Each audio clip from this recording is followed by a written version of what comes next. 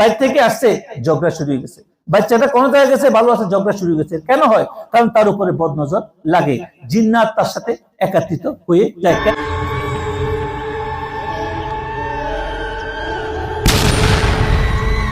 যারা বিভিন্ন ভাবে আমরা আজকে খাওয়া দাওয়া করি, আমরা বিভিন্ন কাপড় চোপড় পরি, সমাজে চলি, এই সমস্ত কারণ থেকে কিন্তু আমাদের জীবনে অশান্তি শুরু হয়। স্বামী স্ত্রী ভালো, হঠাৎ করে বাইরে থেকে আসছে, ঝগড়া শুরু হয়ে গেছে। বাচ্চাটা কোনো জায়গায় গেছে, ভালো আছে, ঝগড়া শুরু হয়ে গেছে। কেন হয়? কারণ তার উপরে বদনজর লাগে, জিন্নাত তার সাথে একত্রিত হয়ে যায়। কেন হয়? আমরা রাসূলুল্লাহ সাল্লাল্লাহু আলাইহি ওয়াসাল্লামের সুন্নাত থেকে দূরে চলে গেছি। আমরা যখন বাইরে যাই, কোনো কিছু খরিদ করি, কোনো কিছু কিনি, আমরা সেখানে কেনার সময় আমরা সেখানে আল্লাহর নাম নিয়ে কিনি না। এরপর আমরা যখন ঘরে আসি, আমরা ঘরে আসি সালাম দিই না। ঘরে আসি কি করি না? সালাম দিই না। আসসালামু আলাইকুম ইয়া আহলাল বাইত, বা সালাতু ওয়াসসালামু আলাইকা ইয়া রাসূলুল্লাহ, আসসালামু আলাইকুম ইয়া আহলাল বাইত। এভাবে হাদিসের দ্বারা রওয়ায়াত আছে। এরপরে আমরা যখন খাইতে বসি, আমরা বিসমিল্লাহি ওয়ালা বারাকাতুল্লাহ বিসমিল্লাহ বলি না। আমরা যখন রান্না করি, তখন আল্লাহর নাম নিই না।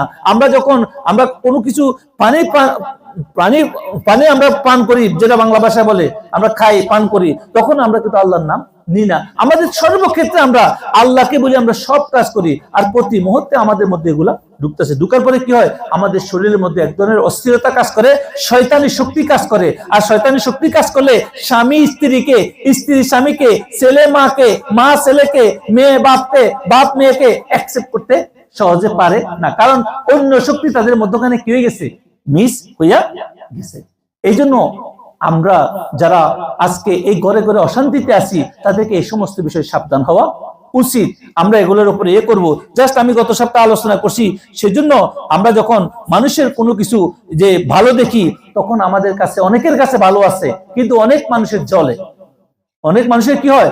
জ্বলে। তো এই জ্বলার কারণে তার নজর, দৃষ্টি তার শরীরের মধ্যে আসে। একটা দেখতে সুন্দর, আপনি তো ভাবি অনেক সুন্দর, বাবা আপনি ভাই তো অনেক সুন্দর, আর এটার দ্বারা কি হয়? তার শরীরের মধ্যে নজর আসি। যদি আলহামদুলিল্লাহ আল্লাহ পাক আপনাকে সুন্দর এই জন্য করতো, তাহলে আর নজর লাগতো না।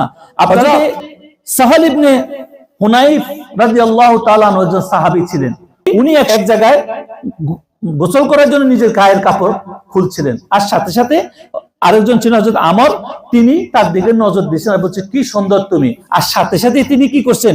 তিনি একদম ঘুরে পড়ে গেছেন, অসুস্থ হয়ে গেছেন। তার শরীরে জ্বর আসি, তার উপরে প্রচুর জ্বর আসি, এমন অবস্থা হয়েছে যে তিনি নিচে ঘুরে পড়ে গেছেন। তখন এটা যখন রাসূলুল্লাহ সাল্লাল্লাহু আলাইহি ওয়াসাল্লামের কাছে খবর আসছেন, রাসূলুল্লাহ সাল্লাল্লাহু আলাইহি ওয়াসাল্লাম হযরত আমর রাদিয়াল্লাহু তাআলা, আমির ইবনে রাবিয়া ওনার নাম ছিল, আমির ইবনে রাবিয়া রাদিয়াল্লাহু তাআলা আনহুকে তাকে আনেছিলেন। কিন্তু তিনি ইচ্ছাকৃত বলেন নাই। তিনি কিন্তু ইচ্ছাকৃত, হাদিসের মধ্যে আছেন, তিনি কিন্তু ইচ্ছাকৃত বলে নাই। তার মুখ খুশকে বলে গেছিল, বলতেছে, আমি আজ পর্যন্ত এমন সুন্দর দেহ আমি কখনো দেখিনি। তার দেহের কাপড়টা যখন গোসল করার জন্য খুঁজছে, দুইজন ছিল পাশাপাশি, আজ পর্যন্ত আমি এত সুন্দর দেহের মানুষকে দেখি নাই। আর সাথে সাথে তার জ্বর আসে যায়, এবং তিনি যথেষ্ট। আর রাসূলুল্লাহ সাল্লাল্লাহু আলাইহি ওয়াসাল্লাম যখন এই সংবাদ পেয়েছেন, হযরত আমর ইবনে রাবিয়া রাদিয়াল্লাহু তাআলা আনহুকে ডাকছে। ডাকার পরে বলছে সে যেন ওযু করে। সে কি করে? মুখ হাত ধুইয়া ওযু করে, এবং সে ওযুর পানির কিছু অংশ এবং হযরতে হুনাইফ রাদিয়াল্লাহু তাআলা আনহু গোসল করে তার গায়ের উপরে ঢালি দেওয়া হয়। তো সাথে সাথে তিনি তার জ্বর চলে গেলেন, তিনি সম্পূর্ণ সুস্থ হইয়া গেছেন। এবং এটার দ্বারা বোঝা গেছে। আর হযরতে রাসূলুল্লাহ সাল্লাল্লাহু আলাইহি ওয়াসাল্লাম আমর ইবনে রাবিয়াকে সতর্ক করলেন যে, কেউ যদি নিজের ভাইকে হত্যা করতে চায়, তোমার দৃষ্টিতে যখন তার দেহ সুন্দর প্রতিভাত হয়েছিল, তখন তুমি তার জন্য বরকতের দোয়া কেন করো নাই? তুমি তার জন্য বলতে পারতো সুবহানাল্লাহ, আলহামদুলিল্লাহ, মাশাআল্লাহ, বারাকাল্লাহ, এভাবে বলে যদি দোয়া করতে, তাহলে তোমার নজর লাগতো না। আর যখন তুমি তাকে বলছো আমি এত সুন্দর মানুষটা দেখি নাই, তো এটার দ্বারা বলে গেল যে আপনি যখন কারো উত্তম জিনিসও দেখেন, যদি সেখানে আল্লাহর নাম না লন, জিকির না করেন, তো আপনি আপনার কথার দ্বারা তার জীবনে বরকত নষ্ট হইয়া যায়, তার ভালো ব্যবসা নষ্ট হইয়া যায়, তার বিবি সুন্দরী, স্বামী সুন্দরী, স্বামী স্ত্রীর সুসম্পর্ক, এটার মধ্যে আপনি গল্প অমুকের স্বামী স্ত্রী কি সুন্দর জীবন যাপন করে, এই লাগছে। বুঝছেন জিনিসটা? এইভাবে আমরা কি করি? আমার মেয়ে এটা খুব সুন্দর, আরেকজনের নজর লাগে, আমার ছেলেটা খুব ভালো পড়াশোনা করে, আমার মেয়ে এটা খুব ভালো, এভাবে বলার মাধ্যমে আলহামদুলিল্লাহ বলার কারণে যদি বলতো, তাহলে এটা আর হইতো না। আমরা তো আজকে দেখানোর জন্য আমার ছেলে সবচেয়ে ভালো ক্লাসের মধ্যে, আর সাথে সাথে নজর আসি ঢুকে। তো এই সমস্ত কারণে স্বামী স্ত্রীর মধ্যেও সমস্যা হয়, ঘরের মধ্যে সমস্যা হয়, অনেক জায়গায় সমস্যা হয়। এই জন্য আজকে আপনাদেরকে বলবো, যারা স্বামী স্ত্রী আছেন, যারা বিভিন্ন ভাবে একে অপরের সুখ নাই, বিভিন্ন অশান্তির মধ্যে আছেন, আপনাদেরকে আমরা বলবো যে এই জিনিসগুলোর দিকে নজর দিবেন। আপনারা যখন বাইরে যান, ঘুরতে যান, কাপড় চোপড় সেভাবে পরবেন যেভাবে শরীয়ত বলছে, ঢাকি রাখার চেষ্টা করবেন। পুরুষ হইলেও, আজকাল পুরুষ হইলেও 3/4 পরি, এরকম হাফ চাম্বা পরি, একদম জাম্বু বড়ি করে হাঁটে। 2 দিন ভালো আছো, 3 দিন পর অসুখ হইলে বুঝবা কারে কয় অসুখ, কারে বলে নজর, কাকে বলে অসুস্থ হয়ে গেলে তখন বুঝবা।